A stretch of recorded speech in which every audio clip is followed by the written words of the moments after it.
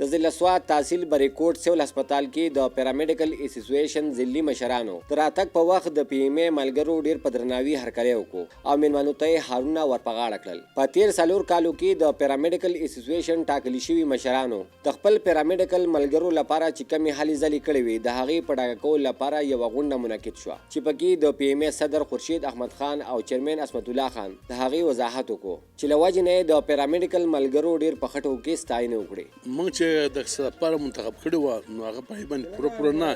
چې هغه د هغې نه زیاته کوم دغه چې وکړو نو پای باندې هغه موږ زیات شکرګزار یو چې موږ د دې نه دونه توقع نه وه چې موږ وکړه د هغې نه زیاته وکړه. موږ چې دا کابینه منتخب کړې وه نو دا ډېر سوچ سمج باندې شوی وه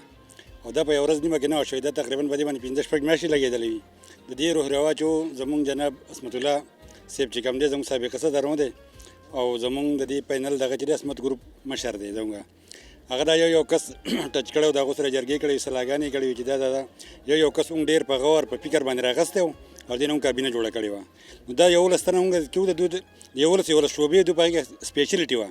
او هغه کار زموږ چې کم مقصد و نو هغه مونږ حاصل کړو، ټارګېټ مونږ حاصل کړی د خیره. د پیرامیډیکل اسوسییشن صدر خورشید احمد خان وایي چې د 30 کالو راسي چې کوم مشکل مونږ ته رامخې ته وو نن د الله په فضل و کرم او د موجوده حکومت له وجې نه سرته ورسېد او زمونږ د اپګریډیشن او پروموشن مسلې حل شولې. شکر الحمدلله د کوم مقصد دپاره چې مونږ ملاتړ کړو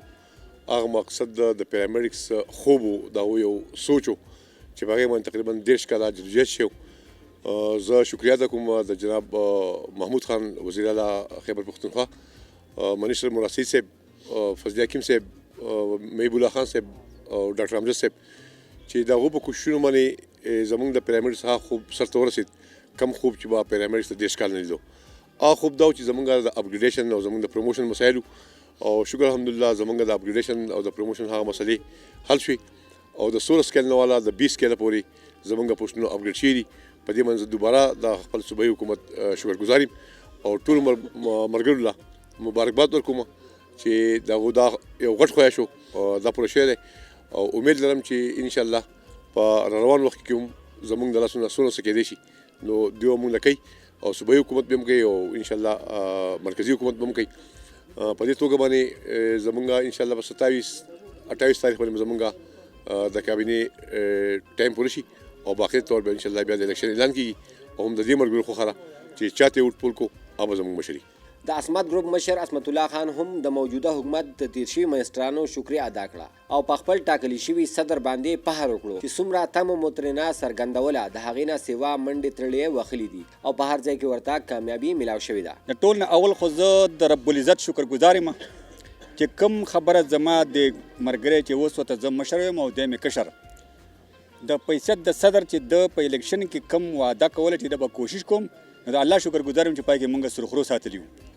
هغه اعزاز که نن د په سر دی نو یو خواته زموږ د ټولو ملګرو هغه مینه وه په موږ باندې اعتماد و، بل خواته د هغه په دې اخره کې ډېره منډه وه چې هغې زموږ هغه دغه ثمره ورکړه منډه د ثمره ورشوه. زموږ سره په ډېره زیاته په دې کې د اپګریډیشن کې پرویز خټک صاحب سابقه وزیر الله مدد کړی دی. د هغې نه علاوه حشام انعام الله خان صاحب سابقه وزیر صحت زموږ سره ډېر زیات مدد کړی دی. نو موږ د هغوی د دې نه علاوه په ډپارټمنټ کې په سیکټري لیول باندې د مختلف ډپارټمنټونو سیکټریانو د دې سره سره د ډپارټمنټ کې نور کارکنان افسران دي، سیکشن افسران دي، ماتحت عمله نوره ده زموږ سره ډېر مدد کړی دی. د هغې ټولو شکریه ادا کوم. د دې زه دا وایم چې د سابقه نور حکومتونو د سیاسي دغه نه بالاتر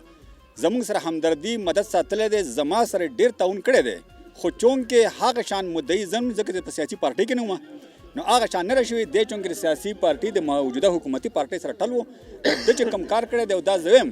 چې کم کار ده کړی دی او د څونه سیکټریانو سره د ملاقاتونه شي، څونه افسرانو سره د دې نه علاوه څونه ممبرانو سره زه دا په فخر سره ولی شم چې دا اعزاز خالصي خورشید ته په دې شکل کې ځي چې دونه میټینګونه د اسوسییشن د یو اسوسییشن د سوات یوازینی صوبایي اسوسییشن زمونږ هم دی، د نورو هم دي، د مختلفو ډپارټمنټونو ملازمینو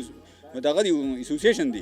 دونه ملاقاتونه زموږ امپیاګان نشي ثابتولی د سیکرټریانو سره څونه چې زموږ د پی ایم ای سوات د خورشید صاحب په قیادت کې کړي دي. نو زه انتهایي حد له مشکور یم او ښه مطمئن یم چې زموږ کار د خیره شوی دی. د پی ایم ای جنرال سیکرټري ایاز فاروقي پاسون نیو سره د خبرو اترو په وخت وی چې د کله نه مو کابینه په وجود کې راغلی ده دغه یو غټه مسله مو ځان ته ټارګټ کړې وه چې د ټولو نه به اول د ملګرو د پروموشن او اپګریډیشن لپاره هلې ځلې کوو. زمونږ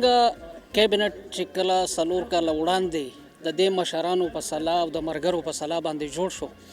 نو موږ ته دا یو ټاسک و، دا یو خبره وه چې زمونږ د دغه وخته پورې د پروموشن هیڅ قسم څه خبره نه وه. نو هغې پسې منډه وهلو او دغه موږ خپل یو ټارګټ ځان ته کېښودو چې یاره دا به په د خپل دورې